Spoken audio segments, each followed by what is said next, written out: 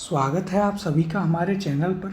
Last जो video थी उसमें हमने गवर्नर जनरल और वायसराय वाला जो चैप्टर है इंडियन मॉडर्न हिस्ट्री का वो स्टार्ट किया था और उसके कुछ क्वेश्चंस भी हमने वहाँ पर किए थे।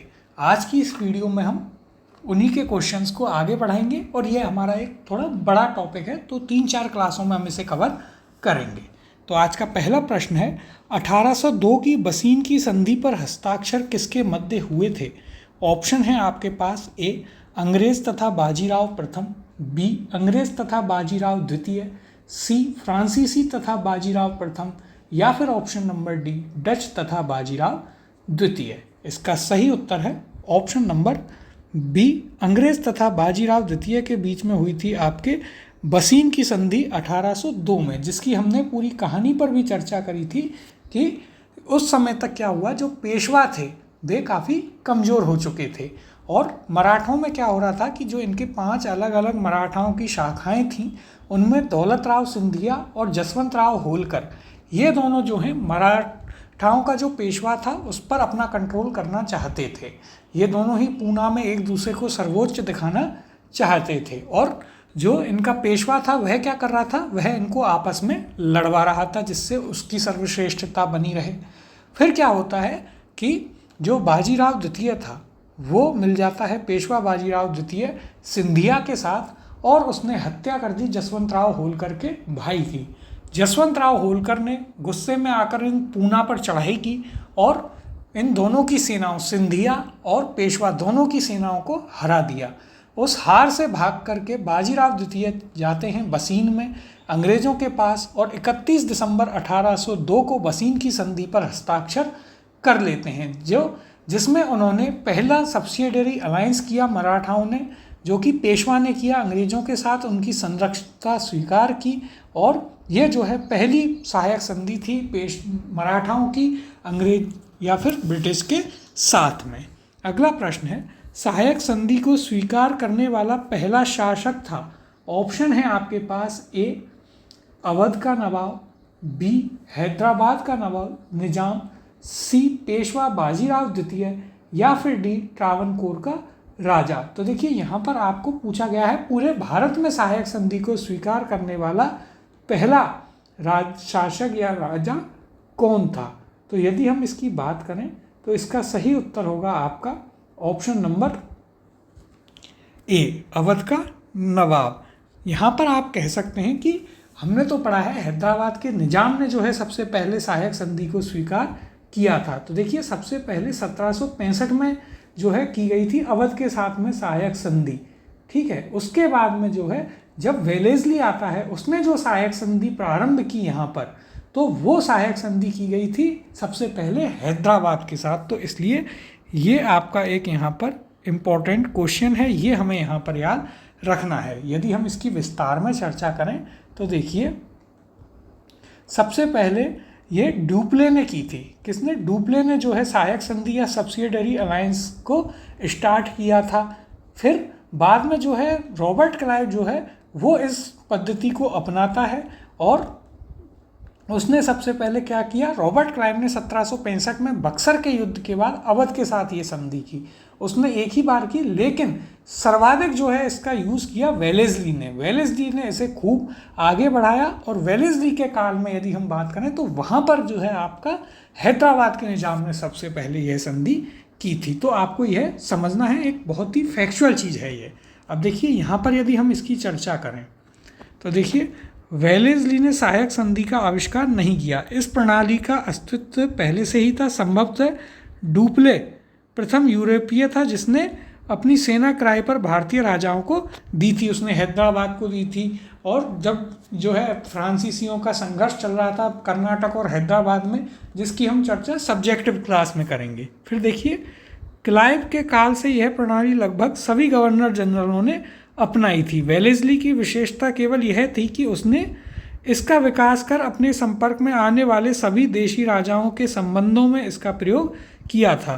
प्रथम सहायक संधि 1765 में अवध से की गई थी। बहुत ही इम्पोर्टेंट चीज़ जो आपकी इलाहाबाद की संधि की गई तब, जब कंपनी ने निश्चित धन के बदले उसकी सीमाओं की रक्षा करने का वचन दिया और अवध ने एक अंग्रेज रेजिडेंट को लखनऊ में रखना स्वीकार किया। फिर देखिए यहाँ पर जो हमने बात की थी उसकी बात की गई है, इंपॉर्टेंट नोट। यदि प्रश्न में वेलेस्ली की सहायक संधि को स्वीकार करने वाले प्रथम राज्य के बारे में पूछा जाए तो उत्तर हैदराबाद होगा। तो देखिए यहाँ पर दो चीज़ें हैं, पहला कि सहायक संधि यानी कि सब्सिडियरी अलायंस को सबसे पहले किसने एक्सेप्ट किया, तो वो आपका है अवध, और वेलेस्ली की को किसने किया तो वह कौन सा होगा, वह आपका होगा यहाँ पर हैदराबाद। और सबसे पहले भारत में सब्सिडियरी अलायंस या सहायक संधि को लागू किसने किया, तो उसका आंसर होगा आपका ड्यूप्ले। तो ये तीन अलग अलग फैक्ट्स हैं, बहुत ही इंपॉर्टेंट हैं, जो आपको यहाँ पर याद जरूर रखने हैं। अगला प्रश्न देखते हैं, सहायक संधि को किसके काल में क्रियान्वित किया गया। ऑप्शन है आपके पास, A Lord Cornwallis, B Lord Wellesley, C Sir John Shore, या फिर ऑप्शन डी लॉर्ड ऑकलैंड। तो यहाँ पर देखिए जो ऑप्शन दिए गए हैं इनमें से सही उत्तर होगा option number B, Lord Wellesley के समय जो है सब्सिडियरी अलायंस या सहायक संधि को क्रियान्वित किया गया था। इससे पहले हम देखते हैं कि इससे पहले रॉबर्ट क्लाइव ने इसका क्रियान्वयन किया था, लेकिन वह यहाँ पर आपके पास ऑप्शन में नहीं है। अगला प्रश्न है, निम्न में से सहायक संधि स्वीकार नहीं की थी, तो हमें बताना है किस राज्य ने सहायक संधि स्वीकार नहीं की। तो यहाँ पर ऑप्शन है, ए हैदराबाद के निजाम ने, बी इंदौर के होलकर राज्य ने, सी दिया गया है जोधपुर के राजपूत राज्य ने, या फिर ऑप्शन डी मैसूर के शासक ने। तो देखिए यहाँ पर यदि आप ध्यान से देखेंगे तो ये सभी ऐसे राज्य हैं जिन्होंने सहायक संधि को स्वीकार कर लिया था। तो यहाँ पर हमें याद रखना है कि इनमें से ऐसा कोई भी नहीं है। इसका सही उत्तर क्या होगा, इनमें से कोई नहीं, आप इसे ऑप्शन नंबर ई मान लीजिए। ठीक है, तो हमें याद रखना है।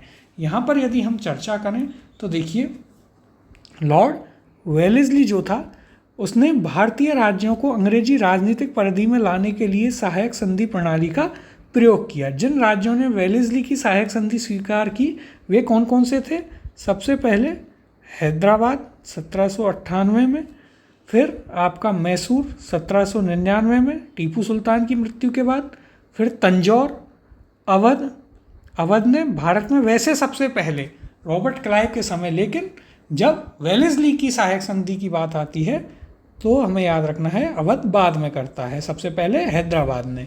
फिर पेशवा 1802 हमने बात करी, बसीन की संधि में पेशवा बाजीराव द्वितीय ने।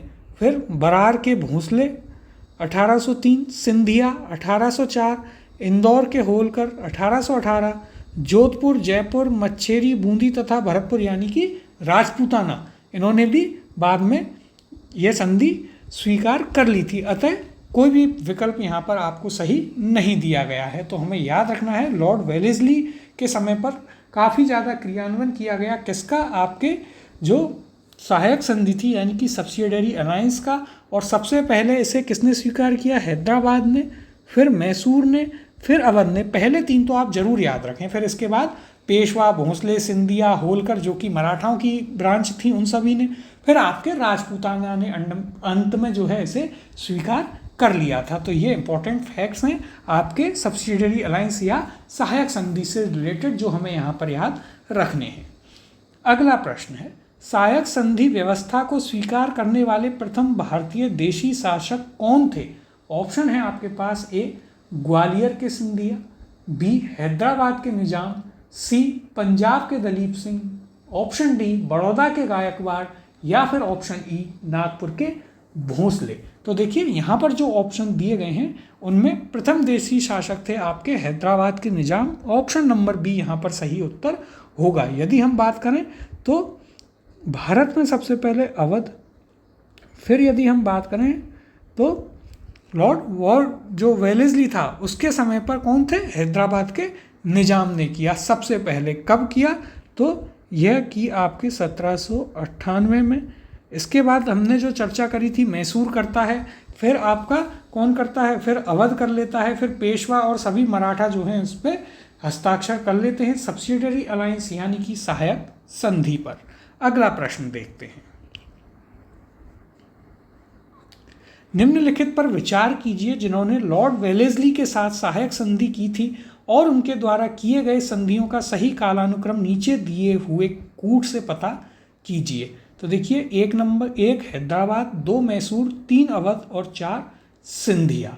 यहाँ पर यदि हम बात करें तो हमें कूट दिए हैं 1 2 3 4, 1 3 4 2, 4 3 2 1 और 3 2 1 4। तो देखिए, यहाँ पर यदि हम बात करते हैं तो सबसे पहले हमें याद रखना है कि वेलेस्ली के समय, तो ठीक है, सबसे पहले वेलेस्ली ने हैदराबाद के साथ करी। कब करी? हैदराबाद 1798। फिर यदि हम बात करें तो इनमें से दूसरे नंबर पर मैसूर के साथ 1799। फिर तीसरे नंबर पर अवध के साथ, जो कि हमने आपको कहा था कि पहले 3 आप जरूर याद रखें। तो देखिए, यहीं से प्रश्न आपका हल हो जाता है। 1 2 3 4, ऑप्शन नंबर 1 आपका सही उत्तर होगा। सिंधिया के साथ हमने बात करी थी, तो देखिए पेशवा 1802 में कर लेता है, उसके बाद जो है भोंसले 1803 और सिंधिया जो है 1804 में संधि को करते हैं। तो ये हमें क्रम याद रखना है। सबसे पहले आपका हैदराबाद 1798, फिर Mysore 1799, Awadh 1801।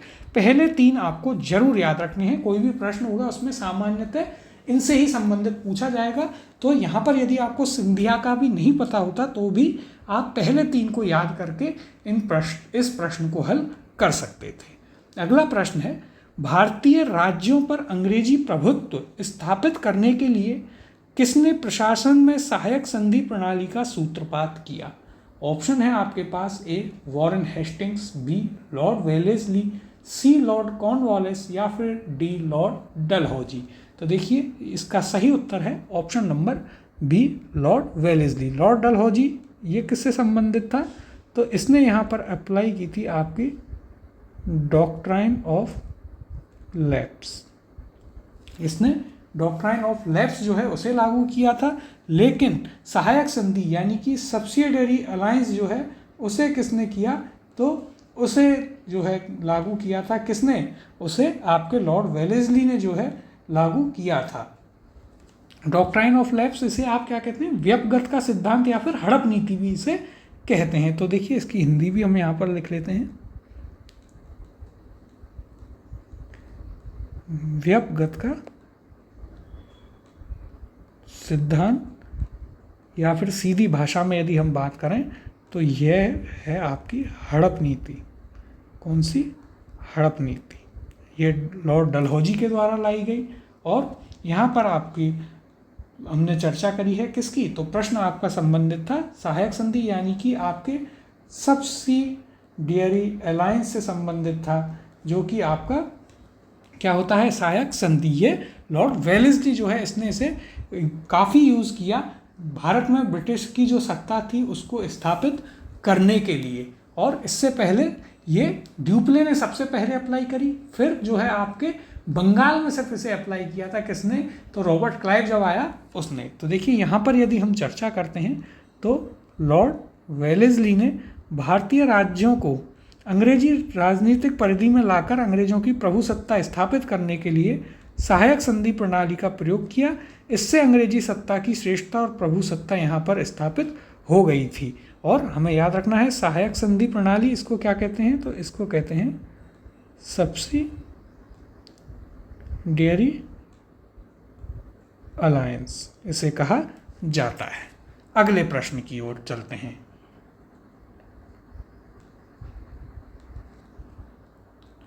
East India company का राजपूत राज्यों से सहायक संधि करने का मुख्य उद्देश्य था।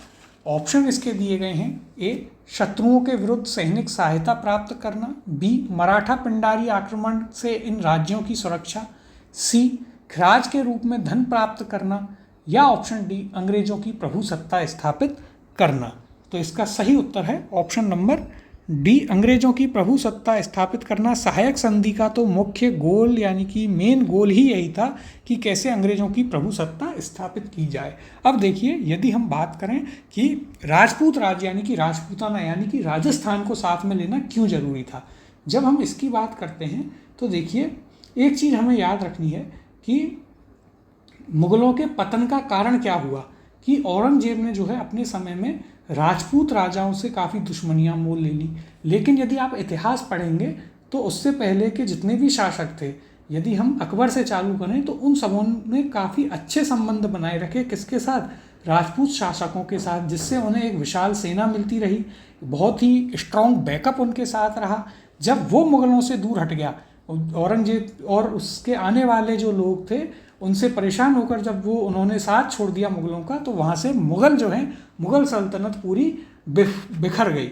लेकिन सेम जो है ये चीज़ अंग्रेज़ों को समझ में आई कि यदि हमने राजपूतों के साथ सहायक संधि कर ली, उन्हें साथ में ले लिया, तो हमारा काम बहुत आसान हो जाएगा, क्योंकि सबसे सर्वाधिक शक्तिशाली जो है यहाँ पर राजपूत राजा ही हैं। तो ये इसके पीछे की कहानी थी। और अंग्रेज़ों को अपनी प्रभु सत्ता तो स्थापित करनी थी, इसी के लिए उन्होंने सहायक संधि का सहारा लिया था। तो ये पॉइंट तो हमें ज़रूर ही याद रखना है कि इसका मेन गोल ही यह था। अगला प्रश्न है, निम्नांकित युग्मों में से कौन सा सही सुमेलित नहीं है? तो देखिए, सही सुमेलित नहीं है बताना है। ऑप्शन दिए गए हैं, ए बक्सर का युद्ध 1764, बी सहायक संधि 1863, सी भारत में ईस्ट इंडिया कंपनी का एकाधिकार 1833, या फिर ऑप्शन डी ब्रिटिश नागरिकों एवं कंपनियों के लिए भारत में व्यापार को खोला जाना 1813। तो देखिए, यहाँ पर जो सही सुमेलित नहीं है वह है आपका ऑप्शन नंबर बी सहायक संधि। तो देखिए, सहायक संधि जो है वह, यदि हम बात करें बड़े स्तर पर, तो बड़े स्तर से ये जो है 1798 से प्रारंभ हो गई थी। इससे पहले सबसे पहली बार तो इसे, यदि अंग्रेज़ों की हम विशेषतः बात करें, तो इसे प्रारंभ किया था किसने? तो रॉबर्ट क्लाइव ने जब संधि करी थी इलाहाबाद की तब। लेकिन आप इसे 1798 से प्रारंभ हुआ मानिए, तो यह आपका सही सुमेलित नहीं है। बक्सर का युद्ध हम सभी जानते हैं कि 1764 22 अक्टूबर को जो है बक्सर का युद्ध हुआ था। फिर 1833 का जो एक्ट आता है उसमें कंपनी को भारत में एकाधिकार प्रदान कर दिया गया था, और एकाधिकार जो है उसको पूर्णतः समाप्त कर दिया गया था। फिर 1813 का जो कंपनी का चार्टर था जो ब्रिटिश पार्लियामेंट ने पास किया, उसमें क्या था? तो उसने भारत में अन्य जो कंपनियां थी ब्रिटेन की, उनको भी यहाँ पर आना अलाउ कर दिया था। अब देखिए, यहाँ पर हम चर्चा कर लेते हैं। तो देखिए, भारत में अंग्रेजी सत्ता की श्रेष्ठता स्थापित करने तथा फ्रांसीसियों के भय को समाप्त करने के उद्देश्य से वेलेस्ली ने सहायक संधि प्रणाली जो है 1798 में आरंभ किया। सहायक संधि स्वीकार करने वाले राज्यों में हैदराबाद 1798 प्रथम था। तो यहाँ से आपको पता चलता है सहायक संधि 1798 में हुई। पहले भी हमने इस पर डिस्कशन किया। बक्सर का युद्ध 22 अक्टूबर 1764 में हुआ। ईस्ट इंडिया कंपनी का एकाधिकार 1833 के अधिनियम से पूर्णतः समाप्त घोषित कर दिया गया तथा ब्रिटिश नागरिकों तथा कंपनियों के लिए भारत में व्यापार का खोला जाना 1813 के अधिनियम में सुमेलित है। तो देखिए, यहाँ पर ये जो आपके अलग अलग चार्टर एक्ट आए, गवर्नमेंट ऑफ इंडिया एक्ट आए, उन सभी पर हम जब सब्जेक्ट की क्लास करेंगे वहाँ भी चर्चा करेंगे, और आगे जाकर भी इनका एक अलग से चैप्टर है जिस पर हम क्वेश्चंस को करेंगे। और ये पार्ट आपका हिस्ट्री में साथ साथ इंडियन पॉलिटी में भी आता है, तो ये आपका दोनों जगह कवर होगा। अगला प्रश्न देखते हैं। उस समय जब नेपोलियन की शक्ति के सामने यूरोप में साम्राज्य धाराशायी हो रहे थे, नीचे लिखे गवर्नर जनरलों में से किस एक ने भारत में ब्रिटिश पताका फहराए रखी?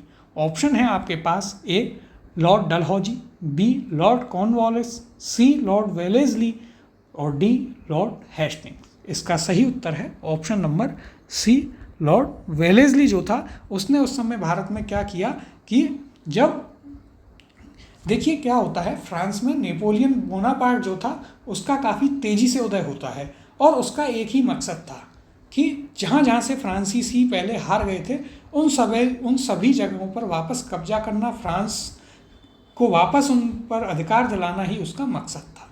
उसने जो है वेस्टर्न यूरोप में विजय प्राप्त करी। इसके अलावा फिर वो धीरे धीरे चलता हुआ ईरान और इन पर इधर साइड में विजय प्राप्त करता है।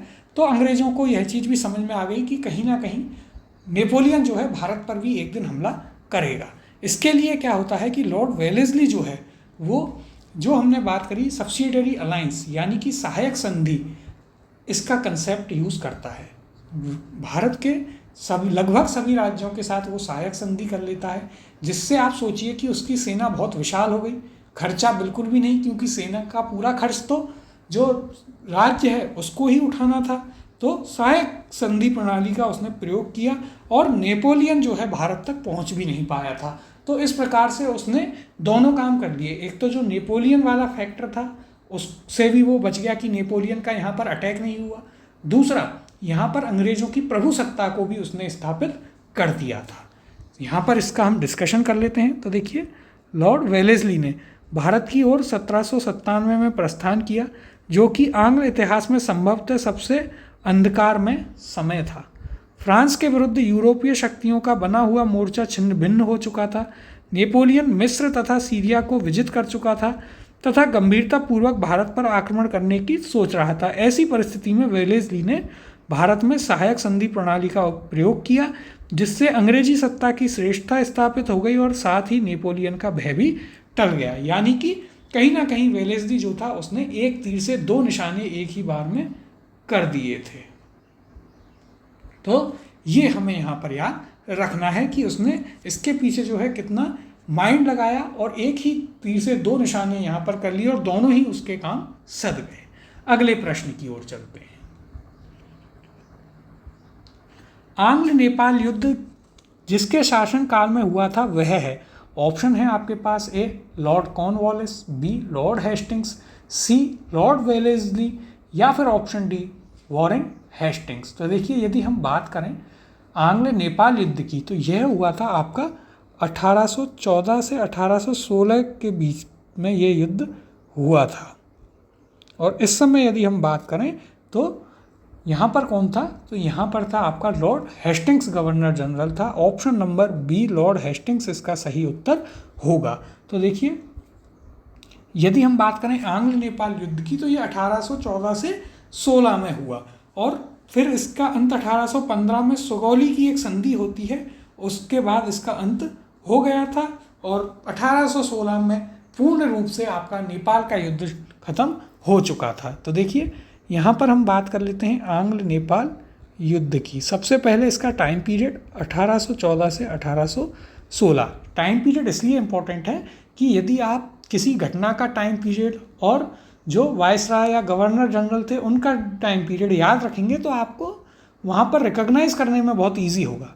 लॉर्ड हेस्टिंग्स के गवर्नर जनरल काल 1813 से 1823। तो अब हमें ये याद रखना है 1813 से 23 तक के बीच जितनी भी घटनाएं होती हैं वो लॉर्ड हेस्टिंग्स के काल में हुआ था, जो कि 1815 की सुगौली की संधि जिसकी हमने अभी चर्चा करी थी उससे समाप्त हुआ। सुगौली की संधि 2 दिसंबर 1815 को लेखबद्ध हुई, जिसका अनुमोदन 4 मार्च 1816 को किया गया और युद्ध जो है 1816 में इस प्रकार से समाप्त हुआ। वैसे तो सुगौली की संधि के साथ ही 1815 में आपका यह युद्ध आंग्ल नेपाल युद्ध जो है समाप्त हो जाता है।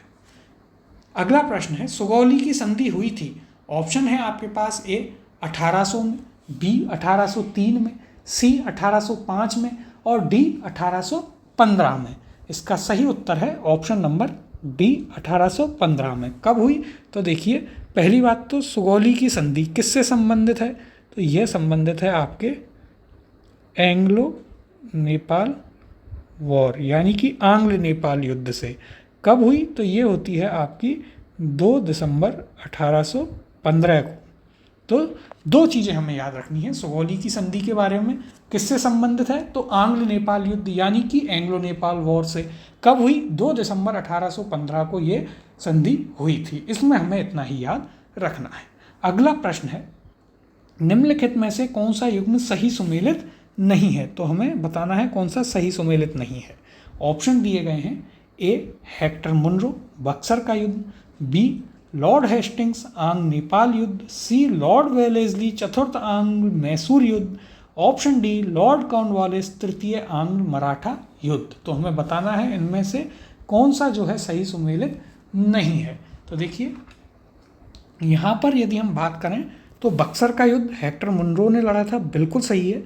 लॉर्ड हेस्टिंग्स के समय आंग्ल नेपाल युद्ध हुआ, एकदम सही, हमने अभी चर्चा करी। आंग्ल नेपाल युद्ध आपका कब हुआ, 1814 से 1816 तक, और लॉर्ड हेस्टिंग्स आपका रहता है कब से कब, तो 1800 1813 से 1823 तक, तो यह आपका सही है। लॉर्ड वेलेस्ली, चतुर्थ आंग्ल मैसूर युद्ध, बिल्कुल सही है, हमने कल ही इस पर चर्चा करी थी। कब हुआ था? 1799 में हुआ था। और लॉर्ड वेलेस्ली की हम चर्चा कर चुके हैं कि 1799 में उसने यह युद्ध जीतकर जो है सहायक संधि कर दी मैसूर के साथ।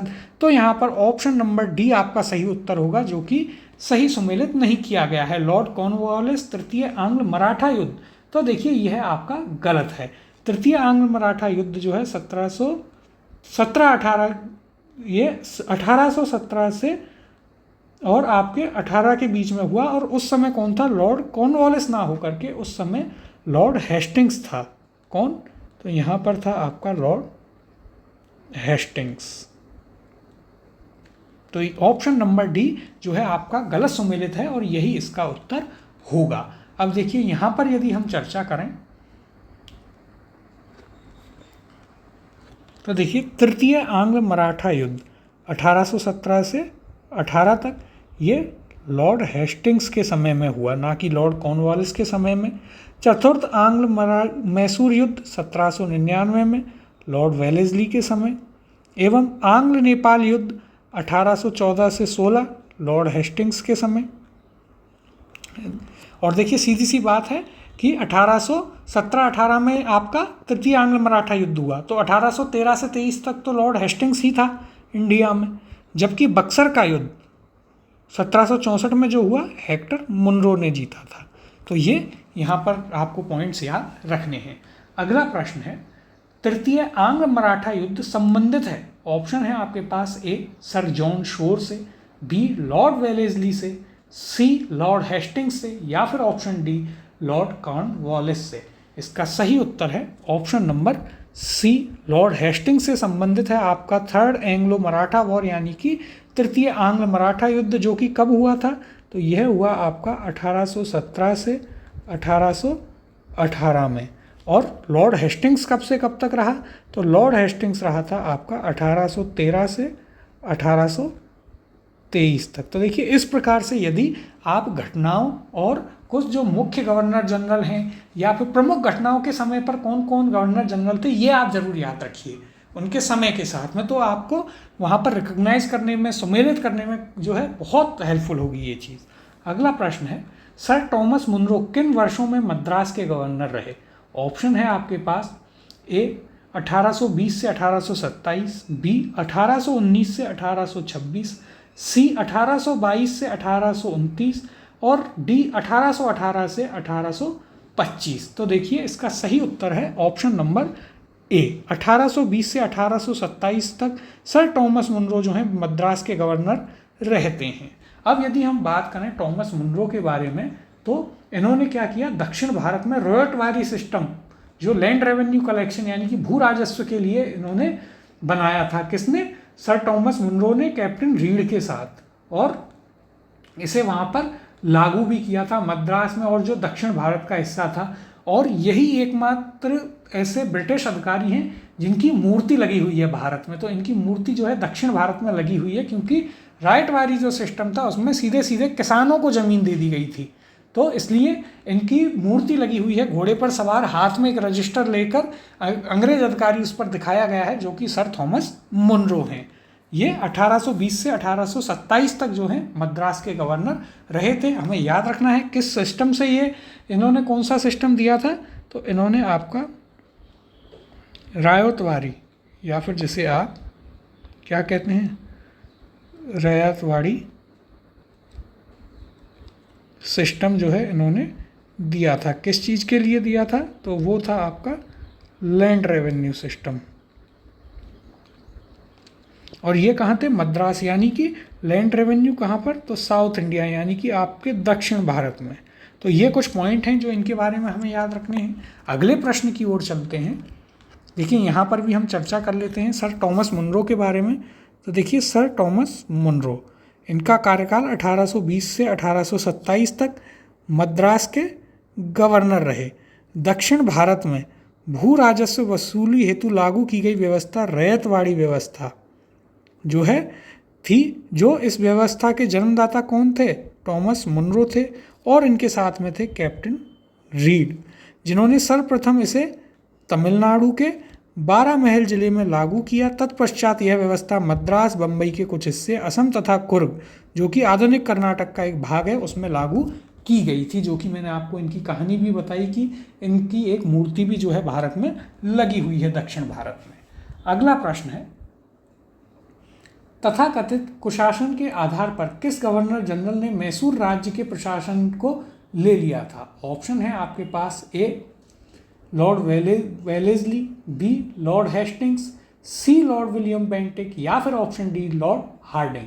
तो देखिए इसका सही उत्तर है option number C, Lord William Bentinck जो था उसने क्या किया था, तो उसने जो है वहाँ पर अपने राज्य में शामिल कर लिया था। किसे? कुशासन के आधार पर मैसूर राज्य को उसने अपने राज्य में वहाँ पर शामिल कर लिया था, लॉर्ड विलियम बेंटिक ने।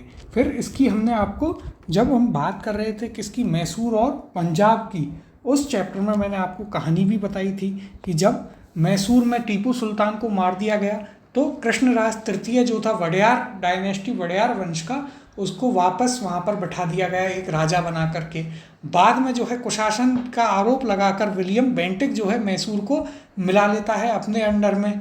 जब वो उसे अपने अंडर में मिला लेता है तो वडेयार जो शासक थे वो 1831-33 में जाकर जो है केस कर देते हैं और फिर कई सालों बाद 30-50 साल बाद लगभग वो उस केस को जीतते हैं और मैसूर फिर एक अलग राज्य वहाँ पर बनता है। तो देखिए यहाँ पर हम बात कर लेते हैं विलियम बेंटिक जो है, विलियम बेंटिक उसने क्या किया, तो देखिए विलियम बेंटिक ने 1831 में मैसूर तथा 1834 में, 1831 में किसे? मैसूर, 1834 में कुर्ग एवं कछार की रियासतों को अपने प्रदेश में मिला लिया, क्योंकि वहाँ कथित रूप से बहुत अधिक कुशासन एवं अव्यवस्था थी। ये तो सिर्फ आरोप लगाए जाते थे, इन आरोपों के आधार पर उसने क्या किया, सीधे सीधे इन राज्यों को अपने प्रदेश में मिला लिया। किसे किसे? तो 1831 याद रखना है मैसूर और 1834 कुर्ग।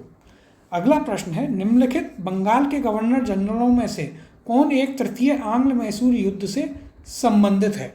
ऑप्शन है आपके पास A Warren Hastings, B Lord Cornwallis, C Sir John Shore या फिर option D Lord William Cavendish Bentinck, यानी कि विलियम बेंटिक। तो देखिए यदि हम बात करें तृतीय आंग्ल मैसूर युद्ध यानी कि थर्ड एंग्लो मैसूर वॉर की, तो ये कब हुआ?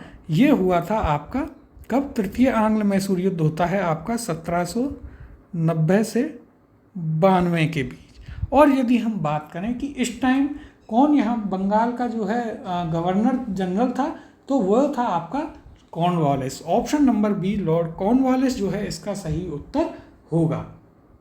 इसमें क्या हुआ था, तो हमने वहाँ पर चर्चा भी की थी, पूरा डिस्कशन किया था कि यहाँ पर लॉर्ड कॉर्नवालिस जो है उसने खुद जो है सेना का नेतृत्व किया, ब्रिटिश सेना का, और टीपू सुल्तान को हराया। उसके बाद में 1792 में श्रीरंगपट्टनम की संधि कर ली, जिसमें टीपू सुल्तान के राज्य के आधे भाग पर अंग्रेजों ने कब्जा कर लिया और उस पर 3 करोड़ का जुर्माना लगाया। जुर्माना ना देने तक उसके बेटों को जो है अपने कैद में रखा था। तो ये पॉइंट हमने वहाँ पर डिस्कस किए थे। यहाँ पर यदि हम इसकी बात करें तो देखिए यहाँ पर क्या दिया गया है कि तृतीय आंग्ल मैसूर युद्ध जो कि 1790 से 92 तक हुआ, इसमें लॉर्ड कॉर्नवालिस इससे संबंधित है। इस युद्ध में कॉर्नवालिस ने स्वयं सेना की बागडोर संभाली थी। इस युद्ध में टीपू ने श्रीरंगपट्टनम की संधि करी 1792 में, जिसके अनुसार टीपू को अपने राज्य का लगभग आधा भाग अंग्रेजों और इनके जो साथी थे हैदराबाद का निजाम और मराठा उनको देना पड़ा।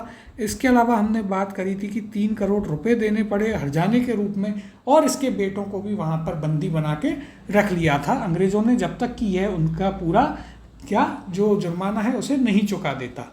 अगला प्रश्न देखते हैं, ठगों के दमन में निम्नलिखित में से कौन संबंधित था?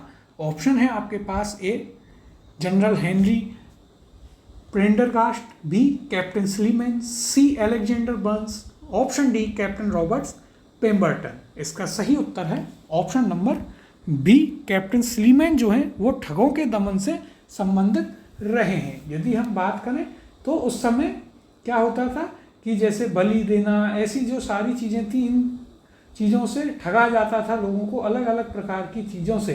तो ये जो है एक ऐसा विषय था जिस पर समाज में काफ़ी नाराज़गी थी, और उस समय जब सोशियो रिलीजियस मूवमेंट चला तो इस पर सरकार से बात भी की गई, जिसमें विलियम बेंटिक जो था उस समय पर गवर्नर जनरल था, उसने इस पर सहमति जताई, क्योंकि हम जानते हैं विलियम बेंटिक जो था उसने सामाजिक सुधार जो आंदोलन था भारत में उसको काफ़ी हद तक सपोर्ट किया, जो बुराइयां थी उनको मिटाने का यहाँ पर काम किया था।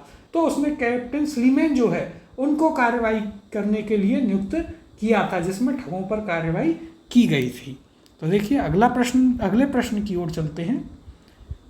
यहाँ पर भी इसकी चर्चा की गई है। तो देखिए, ठगों में हिंदू और मुसलमान दोनों धर्मों के अनुयायी सम्मिलित थे, परंतु वास्तव में ये लोग काली, दुर्गा अथवा भवानी की पूजा करते थे तथा प्राय अपने शिकार का सिर काटकर देवी के चरणों में बलि के रूप में चढ़ा देते थे।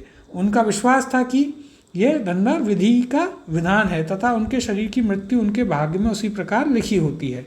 फिर सती प्रथा थी, इसी प्रकार से वो एक अलग चीज़ थी। लेकिन ठगी के विषय पर समस्त जनता ने सरकार का समर्थन किया। बहुत ही इंपॉर्टेंट चीज़ हमें याद रखनी है कि उस समय यदि हम देखें तो एकमात्र ऐसा मुद्दा होगा जिस पर भारतीयों ने ब्रिटिश सरकार का समर्थन किया, और वो मुद्दा क्या था? तो वो मुद्दा आपका ये था कि ठगी को किस प्रकार रोका जाए, क्योंकि ठगी तो आम जनता से ही होती थी। तो लॉर्ड विलियम बेंटिक, तो देखिए हमें याद रखना है कौन?